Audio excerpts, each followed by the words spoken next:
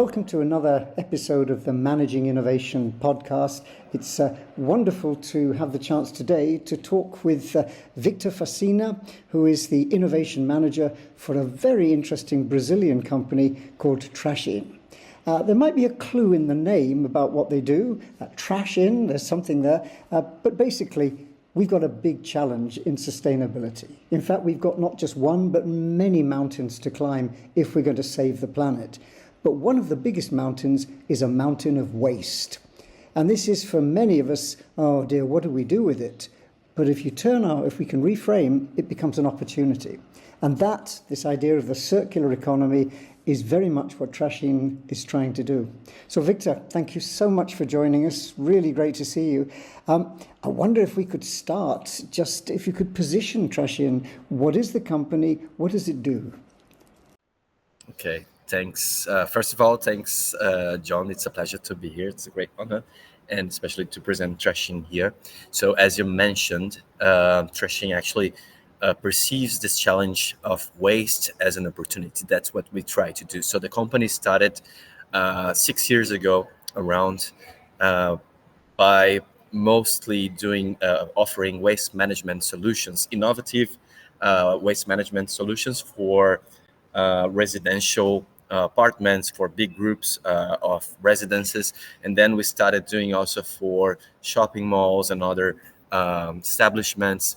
But then we saw the opportunity on circular economy. So we started also offering these services of, for example, reverse logistics for big brands that wanted to return their products after the end of life. So for instance, we worked with a big company in Brazil that provides flip-flops. It's a worldwide brand, very famous brand.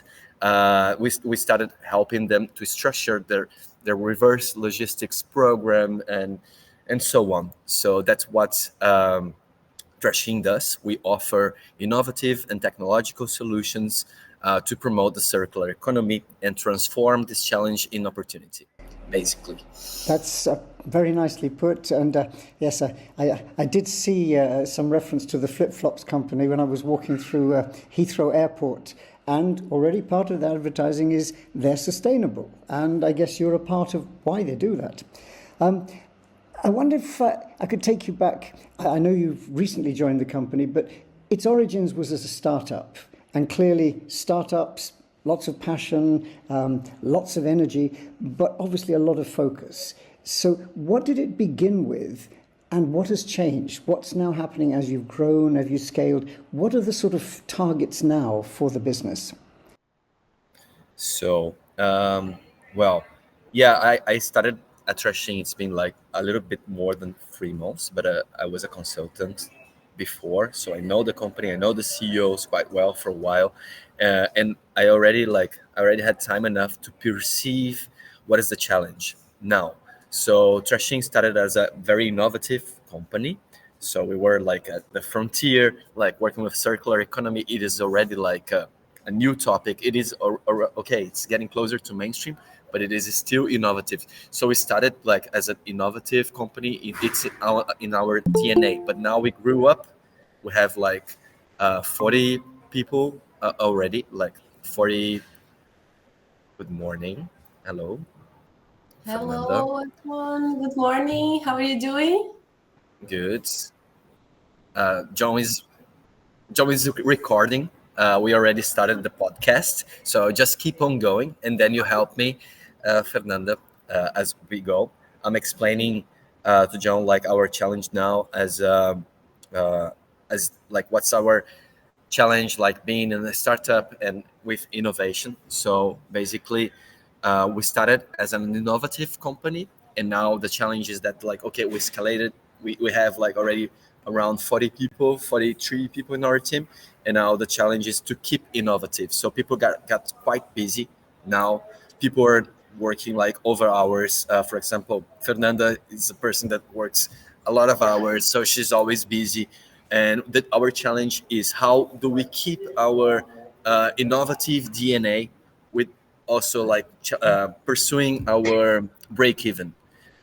So a nice diagnosis is that we have like we have a lot of solutions and a lot of clients that hire our solid waste management services. So this is very traditional. It is like a traditional end of pipe service that serves the linear economy. Okay, but now we are like, okay, how can we be these references, this reference to provide proper innovative circular economy solutions. But the thing is, in Brazil, the market is not properly ready to hire, to sometimes even change their business model. So how do we do that? Right now in Brazil, last July, the National Politics for Circular Economy was launched. There is also like some new laws and rules to and mechanisms like public policy to incentivize recycling. So the whole context now is turning, and it is probably opening a new field for us. So and our challenge is, how do we keep a little bit less busy and keep innovative to to face this new momentum.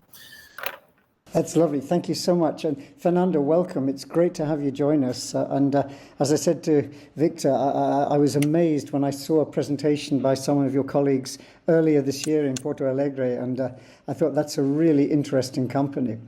But we're really just talking about, as you probably gathered, the innovation story. And you struck me with what you just said there, Victor. This isn't a simple challenge. This is a mindset change from what we traditionally did. We just dumped waste effectively and just maybe find a hole in the ground and fill the hole up, but not exactly innovative. It's a big change in mindset for business and for others to rethink in terms of this circular economy, this sustainability space. How much of your role in the company is a kind of education, is kind of helping spread the word? Yeah, that's good question. So just a little brief. Fernanda is very important to be here. She's one of the oldest members of Trashin. She's probably one of the first hired staff apart from the founders. So she's been involved in a lot of solutions. So that's also why I wanted her to join. She also came to the innovation team very recently. She's very close to research and development. So just a little brief on that.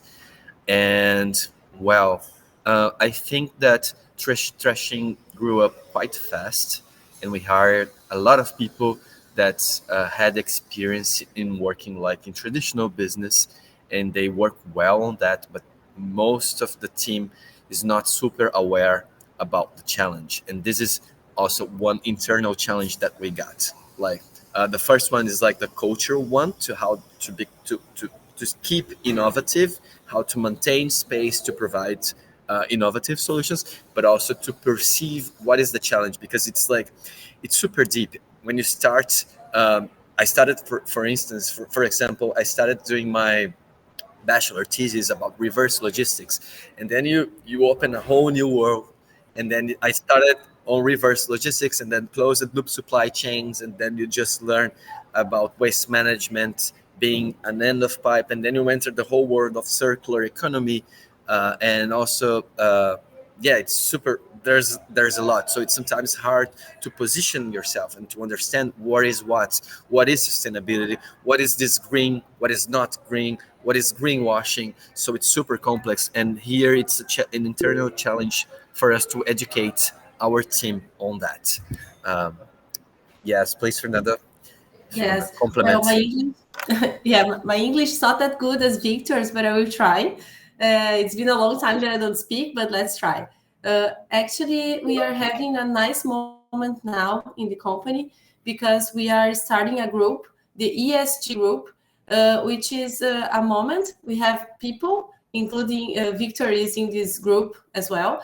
And it's a moment to think about culture, to think about this more, how can I say, this whole thing, not just the business, but people, but costumes, like the way we are living, how can we surpass the situation. So I think the company wants to get better.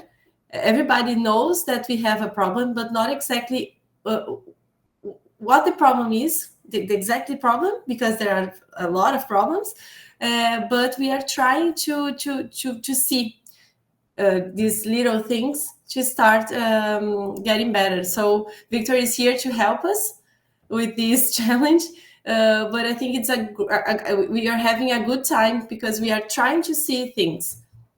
Just a parenthesis.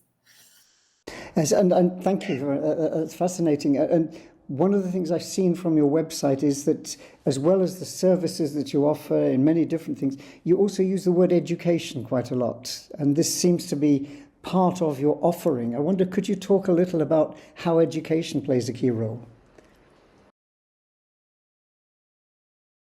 I don't know if you want to go and take that, Fernanda. Maybe you are if you. Actually, we work with education because we have our customers, right? And we work with education with them on the basis. We go to the customer, but it's all about the waste management. It's all about environmental things. But we make this education with our customers, and we try to take this to, how can I say, cooperativas? Waste, like the recycling cooperatives, waste pickers. Yes, we try to do this in schools with the younger people. Actually, we now we have like a game to teach them how to separate the waste. So whenever we can, we are trying to spread the knowledge that we have with the waste management to improve the people concerned about the awareness about the problem with the garbage and stuff.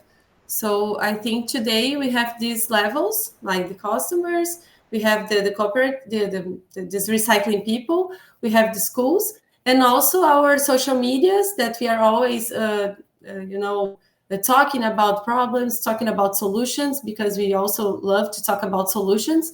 And I think this is how we manage this. But it's something that we want to improve. We want to take more knowledge for the people to make things better around the world. Yeah, and I would like to compliment just a little bit, John. Fernanda gave me a ride earlier, like last week, I think, and we were discussing about this part of education, which is like a little more intrinsic.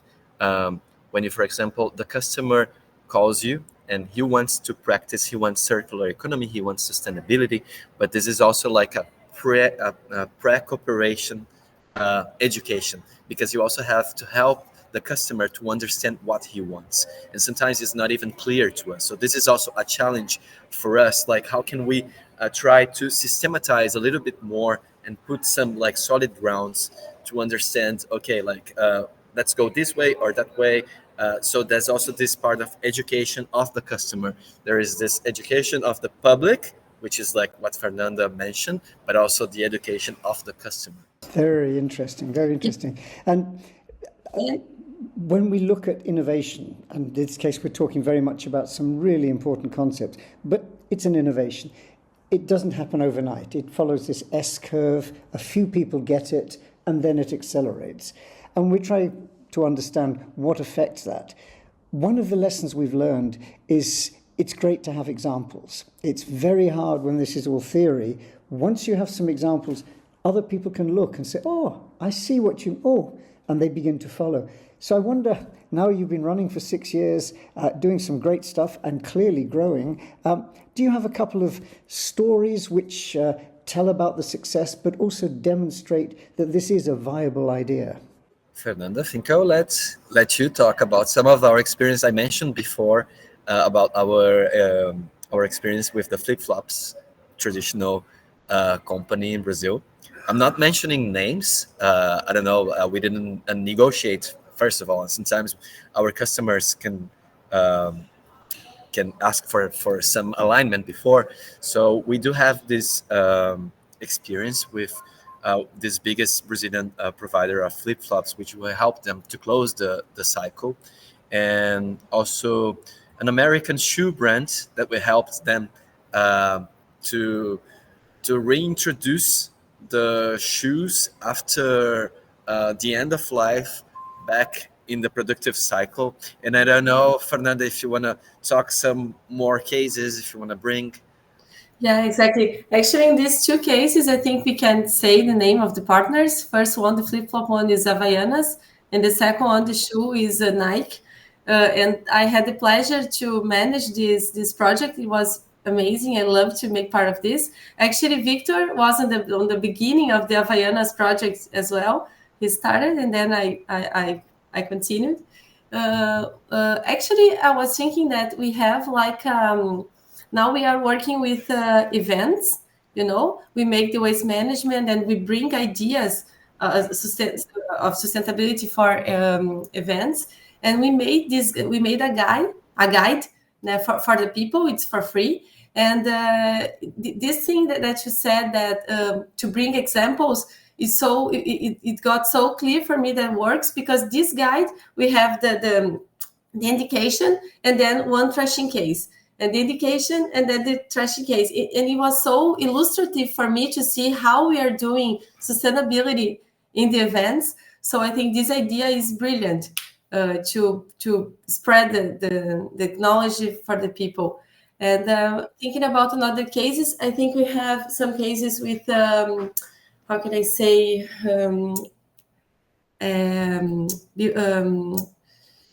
rodovias, Vicky, construção de rodovias, waste management for the road. Yeah, road construction. So this is like it's a concession that manages and and builds the roads. Exactly.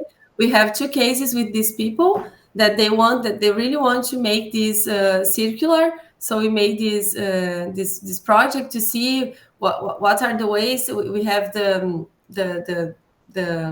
oh my God, my English is so bad now. You're doing all great. the things that makes the road. We have to think how to do with that, because they don't want anymore to put on the landfills. So as I can see, all the companies are really interested about no landfill with this circular economy, and we have worked a lot with these kind of matters. That's fascinating, but it does make me think of a question then. You're talking about flip-flops and shoes, and then you're talking about roads, and I'm thinking that's a lot of very different materials. Wow. And then it makes the question, and when you're introducing yourself, you're from R&D as well. What is the role of a kind of research base, a technology base, to deal with these very different challenges? I get the philosophy of circularity, but that's a very broad palette on which to paint. Yes. Yes.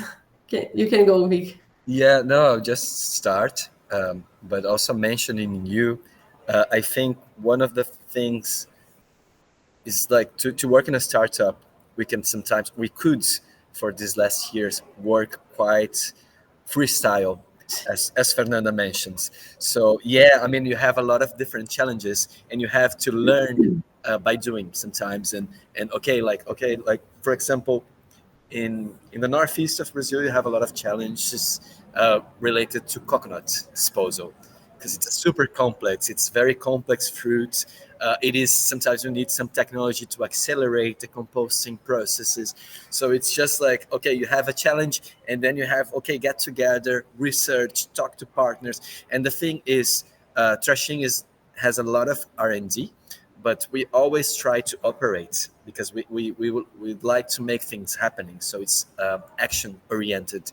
So it is also like learning, and also trying to find a local partner that would help us. So this is also important to mention. We work as a platform, as a hub, connecting to the local actors. So yeah, just that. But I think what we are missing now, it's a little bit of methodology and tools to learn, also to put in our innovation management, but also in the R&D. And that's also why I think it's so nice to be here talking. I already had a look on your website and on your material. There's a lot for us to learn there, for sure. Well, if I can help at all, if you can get anything useful, please do. But Fernando, do you want to comment as well about the role of R&D and the way in which you managed to build a very big and strong knowledge base from still quite a small number of people? So how do you leverage? Victor's mentioned partnerships. Could you elaborate perhaps on that? Yes. Actually, he said everything.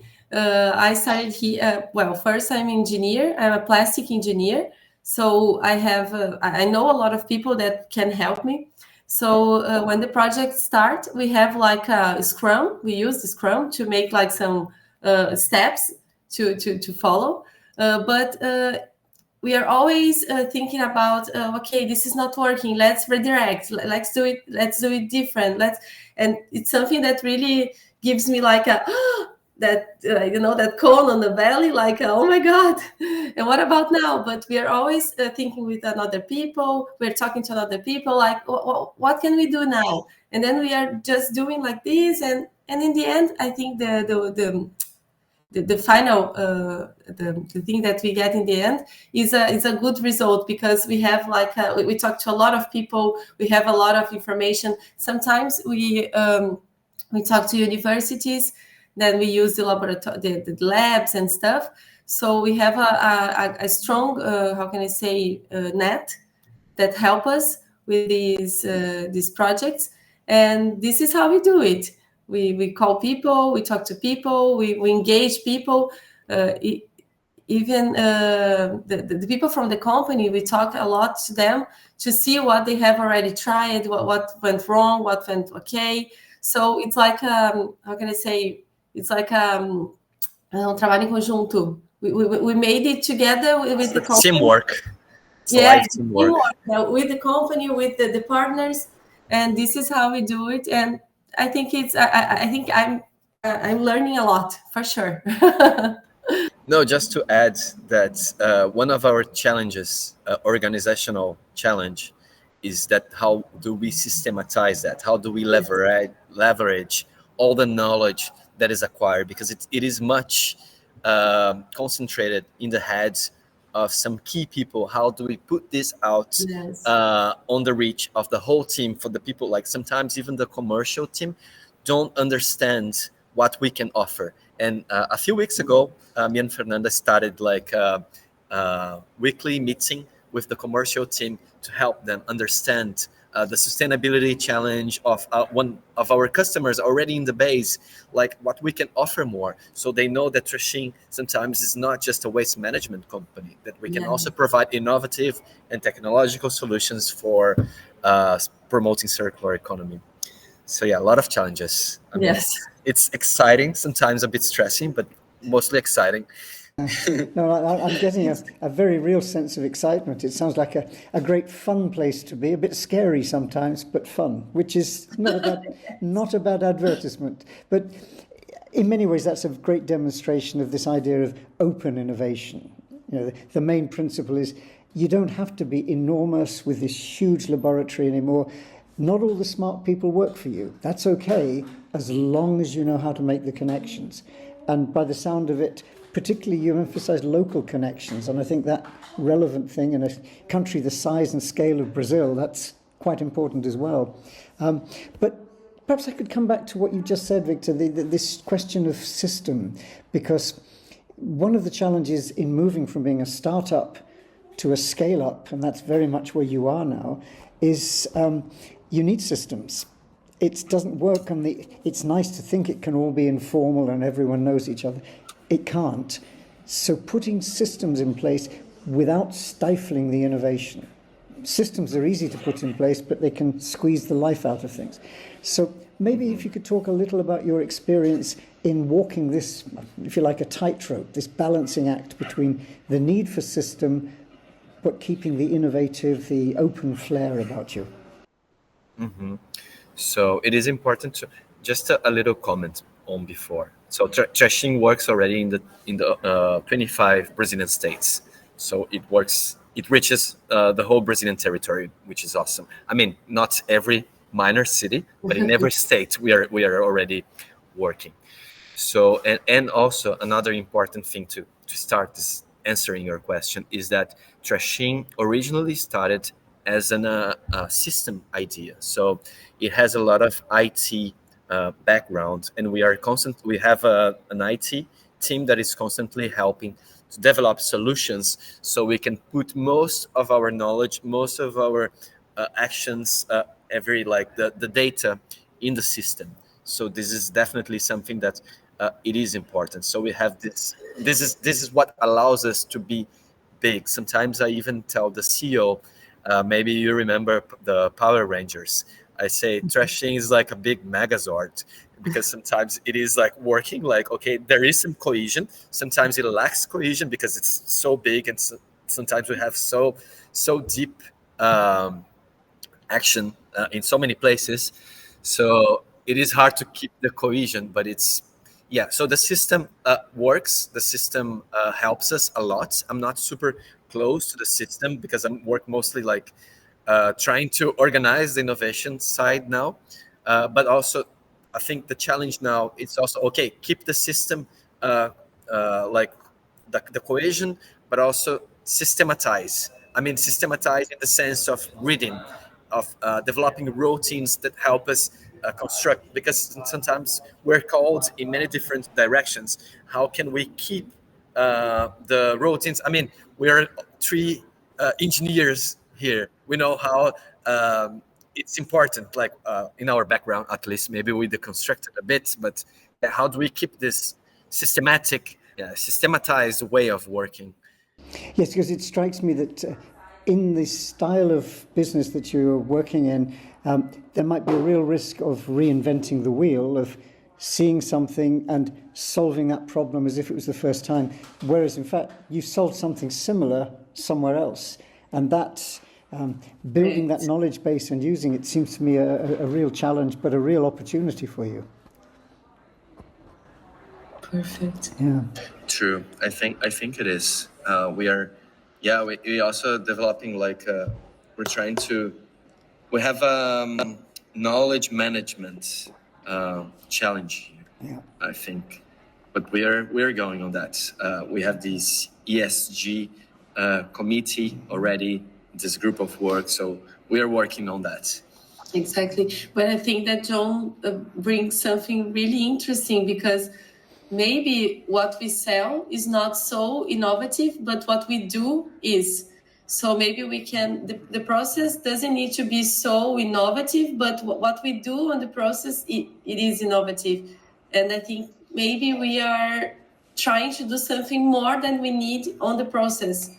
I think this is really interesting, John. I will think a lot about it. For me, it's a very great insight now. Yeah. No, Even to sell the products for the commercial, maybe it's not so complicated. Maybe we can do the simple, like we make the diagnosis and then we do this and this and this, but the way we do it is innovative. Maybe. Yeah, no, and also I think yeah, circular economy is already getting closer to the mainstream.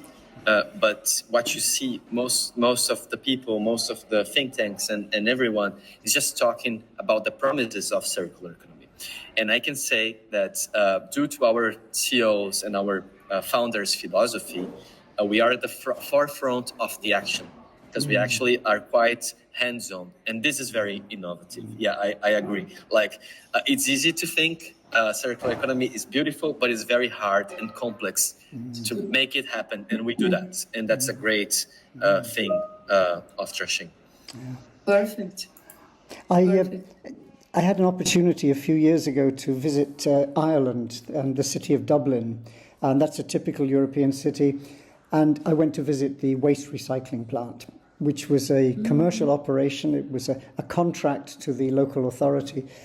And the guy running it was really impressive. He was an entrepreneur. He was basically a connector. He said, look, all of this stuff has a value. And I just know who values it and what they value. And it was a kind of almost like a market. And as I walked around, I thought, yes, I recognize this. This is like an oil refinery. You have this must, and then you separate it out into fractions, and the more you separate, the higher the value. But one of the keys to what he did was saying, look, it's not just that I know there's a demand for this and I can make the market, but I also know the technologies that can help me with the separation, with the identification. And so maybe I come back again to my question about that, because solving the problem is fine, but if we have a particular, maybe artificial intelligence and a vision system, or maybe some advanced robotics or something, these will be part of changing the game. It's not a technology fix, absolutely, it's a philosophy. But as an engineer, I can't help thinking there are some key technologies which could help. How do you handle that? Because that's pure research and development, and that's time you spend exploring the frontier that you're not spending with clients. So how do you balance this, first of all, finding and the sort of technology strategy, and then balancing it with the rest of the business? I think you brought a very important topic, just to highlight our context. So we lived since the Industrial Revolution in the linear economy.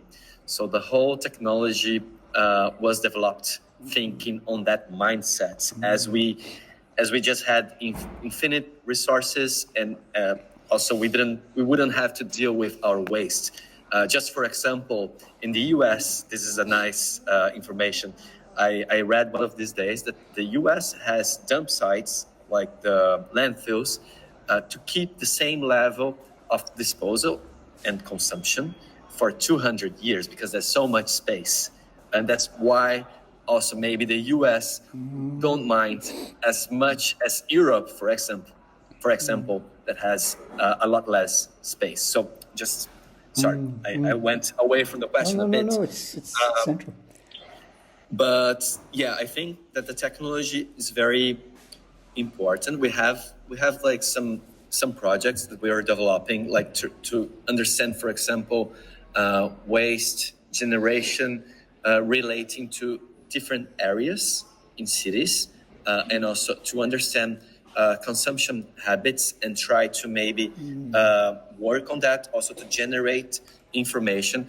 I think there are technology like AI technologies available to, for example, identify waste and to help you on that. But those are still very, very expensive, especially when you are talking into Brazilian context mostly.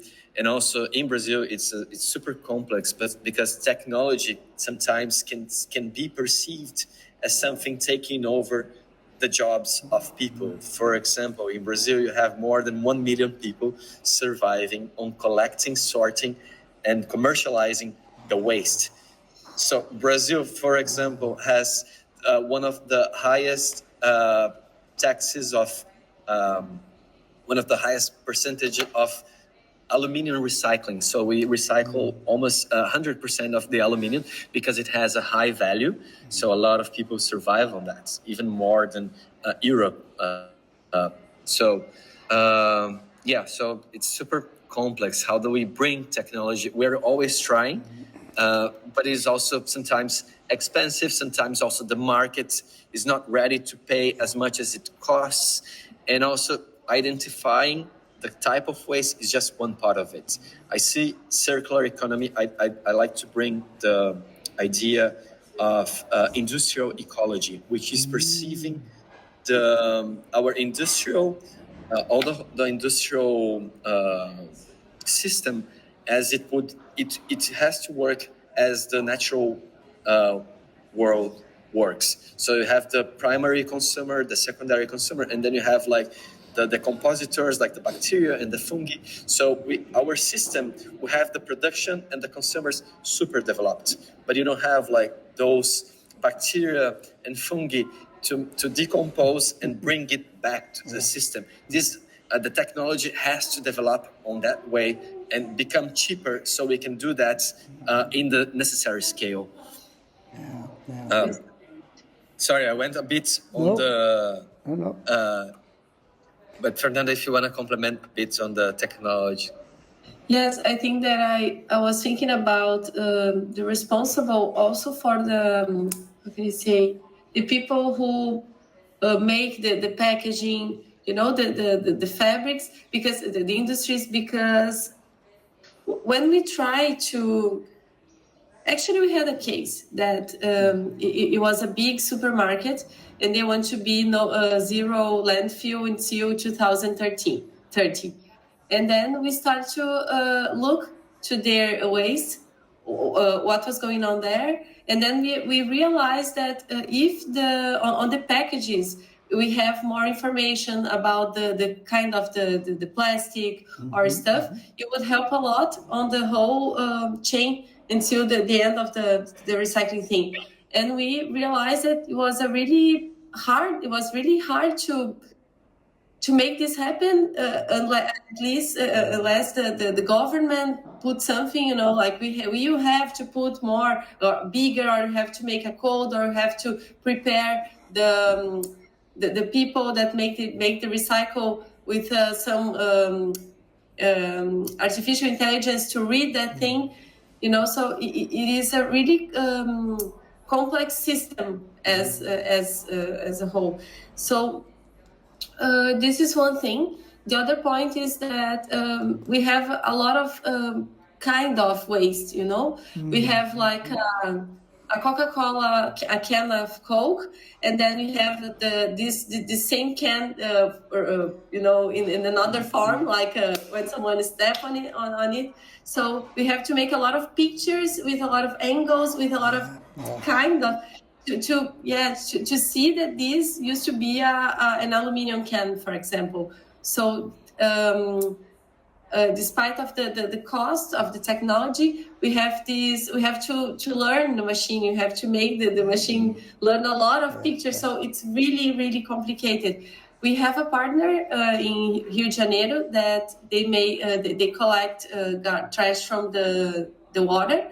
They are trying to do this, the garrios, and I'm really excited to see how they manage with this challenge, because it's huge. So you have a lot of how can I say layers of problems to solve, with this waste problem. Yeah, absolutely fascinating.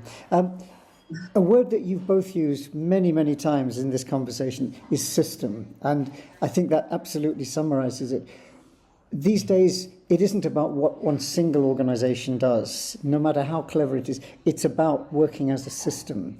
And we sometimes call that a value network, or it's this idea of collectively we create value from ideas. So we want to create the social value and enough revenue from that to keep the whole thing running. But that's a collective activity.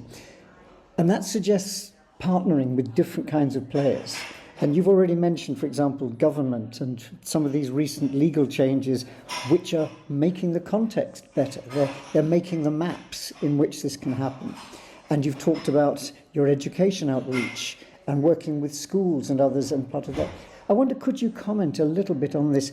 How does Trashin orchestrate, work with? How do you play in an ecosystem, a value network?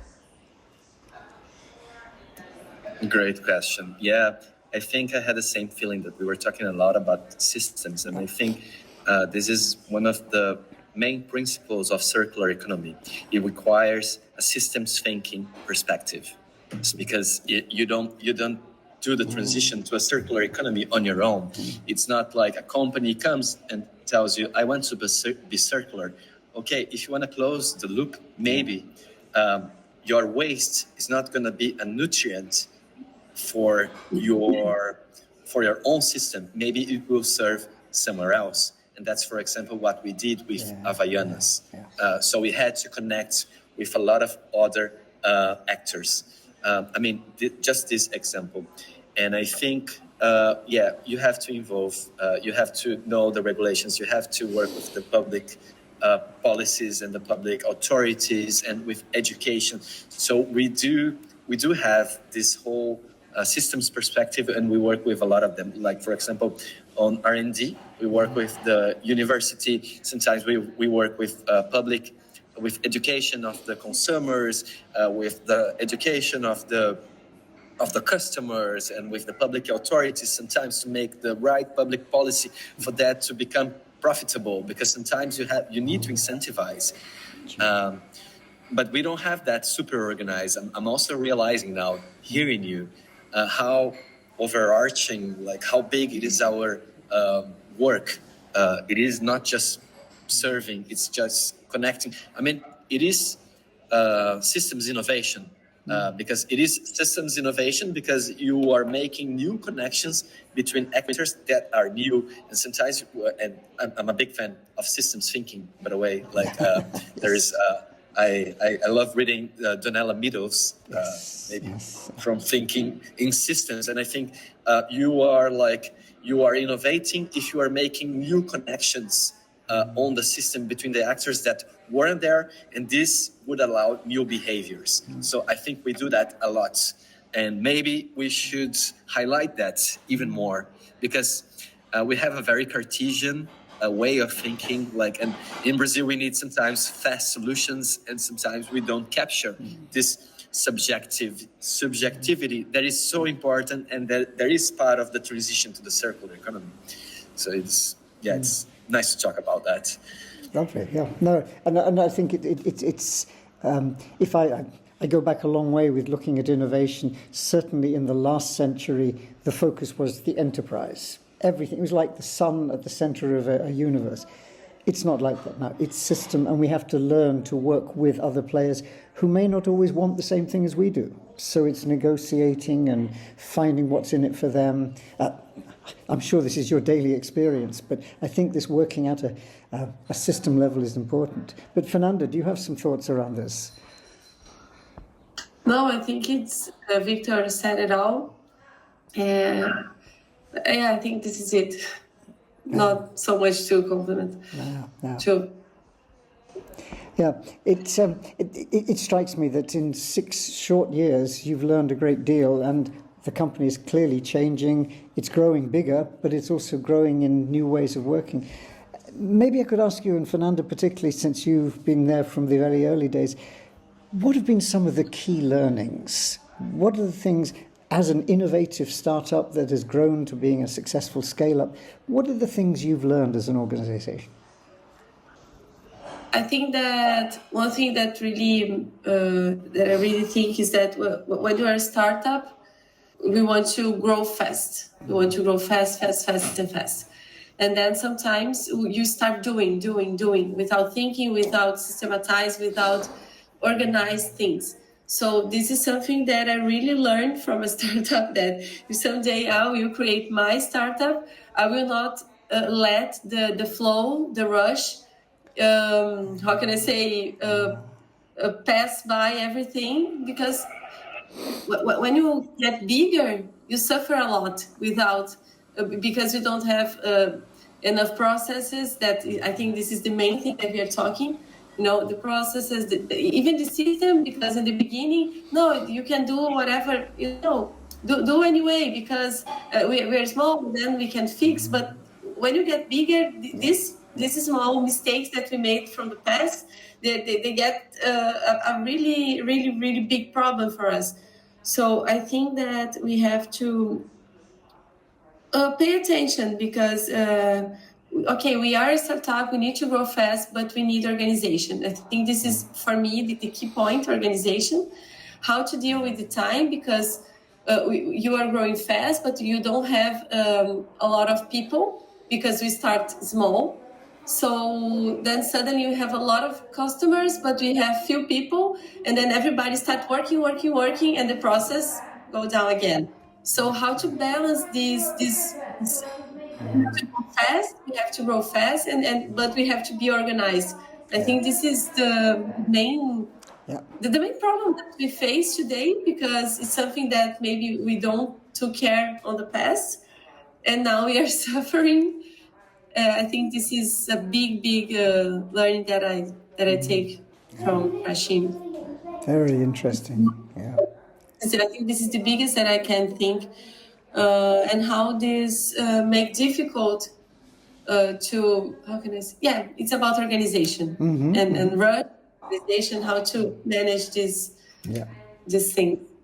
Lovely. Thank you. And Victor, any thoughts on learnings?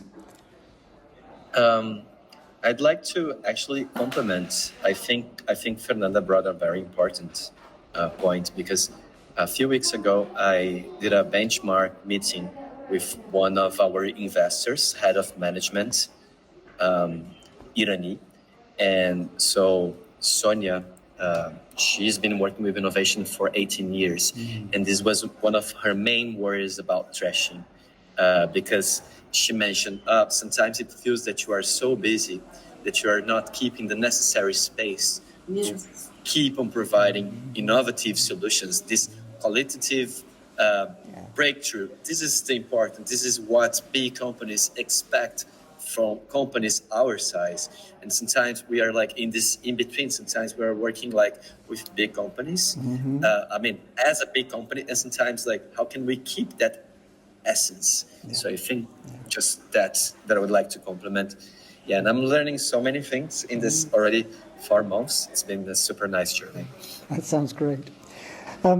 This has been a fascinating conversation and prompts so many other questions. We'll perhaps move to another time, but perhaps if I could draw to a close with one last question for both of you.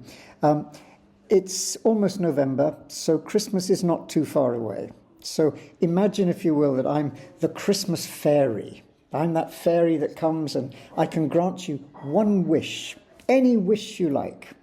So if you were to look to a successful future, not just for the company Trashin, but also for putting the circular economy really into place, what one wish would you have? I don't know if either of you would like to go, but both of you can have a wish. I have mine. A system. A system. A good system, yes, a good system. Because let me just tell you something. We have a lot of customers, and each one has like a particular thing, you know. This one we make the waste management with a dashboard. This one we make waste management with R&D for something. This one we do the reverse logistics. This one, so they are really customized. How can I say? Customized? Can I say this? Yeah. We don't have like the same product for everyone. So it's really hard to make a system that can how can I say support us with all the things that we need. So we have a lot of sheets with the spreadsheets like Excel and stuff, and it's I think we lose a lot of time trying to getting these informations together, trying to find where are the information. Do you know if that we have like we have to make a coleta? Como é que eu falo coleta? We have to pick a garbage at some customers. How can I know that this pick was really made? You know, so everything is difficult to understand, and you have to call the partner. Did you take that garbage from that company? Oh no, but why not? But it was supposed to be done like 2 weeks ago. So if we have like a system, like how can I say, a big screen that we can see everything that is happening, I think we would have a lot of time to think about innovation, and we have a time to think about the process. Yes, I think system is always the key word here. I think this is my big dream would be this one. Okay, then I will get my Christmas fairy helpers to work on that one. I can't promise, but you never know. Victor, you have a one wish as well. Yes, I'd just like to comment on Fernanda's comment just a bit to say I think that this difficulty to deal with difference, the need to escalate and to make a challenge also to keep the customized solutions. The system requires you to escalate, to grow, but sometimes it's just a small approach that you need. This relates a lot with a book from Schumacher, which is Small is Beautiful. He talks about this, and this is a challenge on sustainability. And my wish, I wish that as a system, we have, as a context, that the government and the company give more, and also the super rich, uh, provide enough money for doing the circular transition to circular economy, and also that this transition is socially inclusive. I think this is very important. And as a company, I think that I want us to be able to learn more as a company and to get closer to the core of circular economy and start offering proper, innovative, and technological solutions for circular economy away from the end of pipe, and also that the business buy that. I mean, that they pay the cost and that they jump in. My wish for the next moment. Again, it's a great wish, and I'll get my team to try and work on it, but they're not always as good at innovation as they can be, so we just have to hope. But no, thank you so much, both of you. That's been really interesting, and plenty of food for thought, but also back to something we talked about earlier. I think the company Trashin represents a great example of innovative activity in this space. So thank you so much for sharing. Okay, Thanks, John. thank you. Bye-bye. Bye-bye. Bye-bye. Talk soon.